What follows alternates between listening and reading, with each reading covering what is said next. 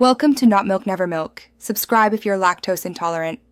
You start by confirming your Windows 11 build and that you're on a 64-bit install, because many handlers require it.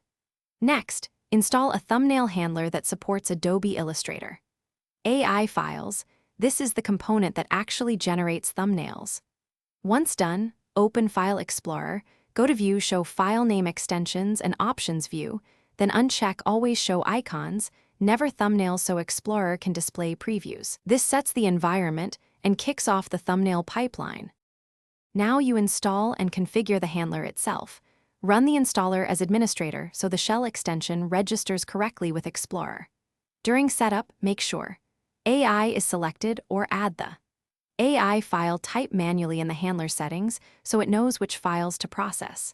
After configuring associations, restart Windows Explorer or reboot the PC to let the new COM handler load into the shell. Make sure to test on a folder with mixed image types to confirm thumbnails appear consistently. To finish, clear the thumbnail cache via disk cleanup or settings so updated previews show.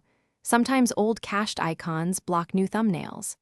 If thumbnails still fail, check the handler's logs and Windows Event Viewer for COM registration errors and make sure permissions allow the shell extension to read. AI contents.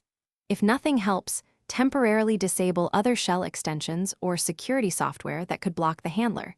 This isolates conflicts. One key tip: clear cache, then restart Explorer.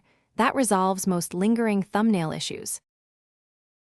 Thanks for watching. If this was helpful, leave a like and consider subscribing. See you next time.